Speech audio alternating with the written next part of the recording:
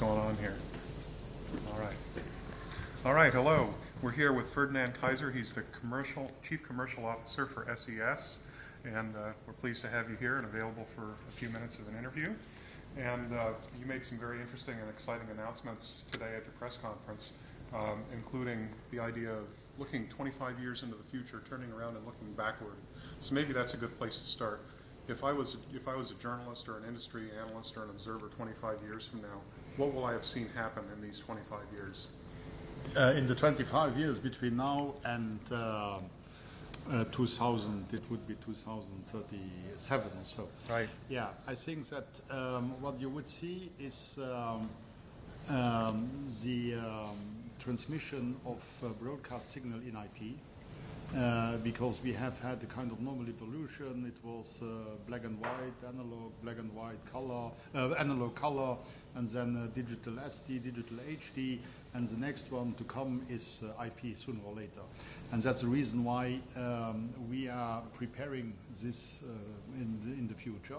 So we are promoting the so-called hybrid networks, whereby we combine the linear TV coming via DTH with the non-linear content coming from the internet. Mm-hmm. We believe that this is a very efficient combination, in fact, the kind of best of two worlds.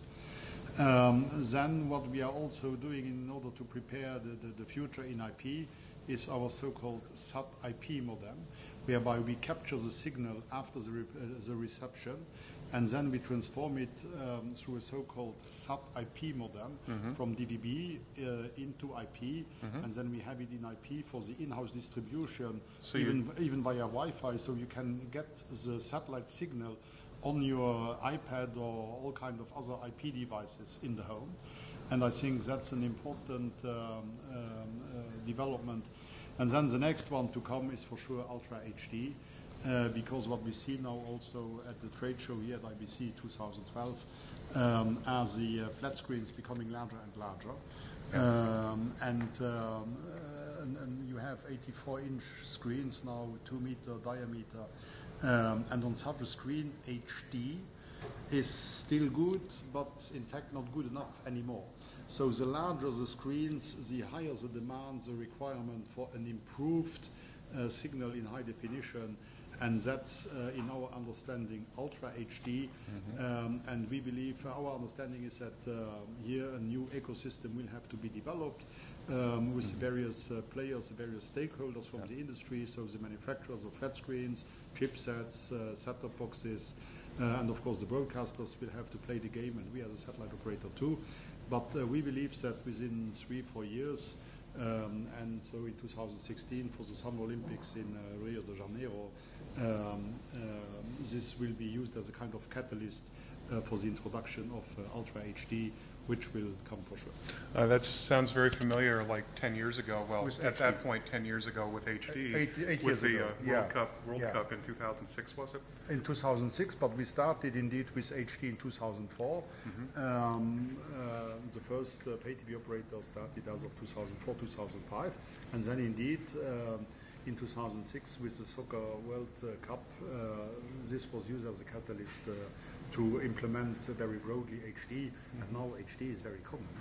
Right, right. So what markets geographically, or which market territories do you see Ultra HD coming out first, say Western Europe, North America probably? Yeah, both Western Europe and North America being more mature markets where people also have a higher purchasing power, because this screens, this equipment at the beginning will have to be bought at a premium. So it's more in these markets than in the emerging markets, that's for sure. Well, something that really caught my attention a minute ago, you talked about an all-IP infrastructure. So one thing when you have all IP is you have the capability of going two ways.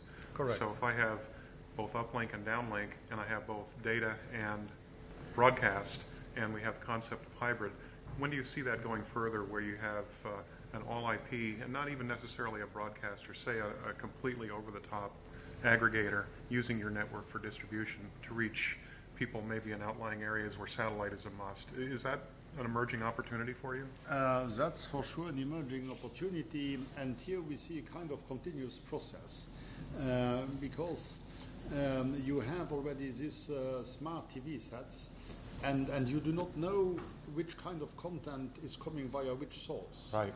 You have one user interface, maybe even at the end of the day, you might have content which could come via both way, but then the TV set, the intelligent TV set, will select the most efficient way to access it. And in order also, of course, to guarantee the best possible picture quality. Right, and of course to secure the content as well. Absolutely. Yeah. Absolutely. Yeah. Absolutely. So I saw the list of partners that you announced, including NDS, which most people think of as a security company, but of course they're a middleware company as well. Absolutely. I could see them bringing together this into one experience. Yeah. Very interesting. It's really about a new experience for the viewer, because this is now convergence at its best. So during a decade or even two, we have discussed about convergence, but now finally all this is coming together.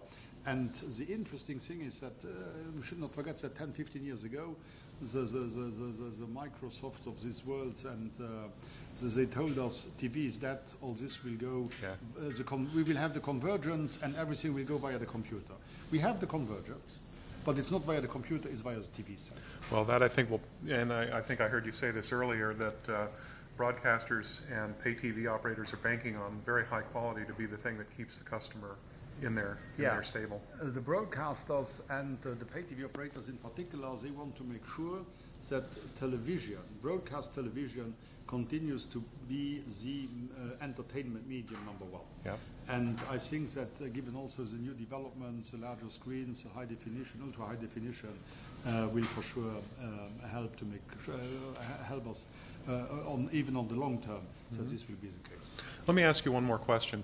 If you were to single out one opportunity for the next year, what do you think the greatest opportunity for SES is worldwide? Yeah, for the next years, maybe a little bit short, but for sure Ultra HD. Let's say the next 2 or 3 years then. The next Ultra 2 or 3 HD. years, Ultra HD. Ultra HD. And Ultra HD. for people that are not familiar with Ultra HD, describe what that is just briefly.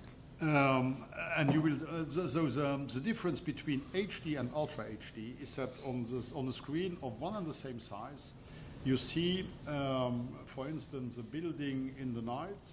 On the HD, you see windows which are with light and others are dark.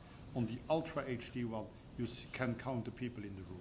Excellent. And that's really a major difference, in particular on large screens. Well, good. We'll look forward to seeing that. And again, we want to thank you, Ferdinand Kayser from SES, Chief Commercial Officer. I'm Steve Hawley. Thank you very much. Have a great day.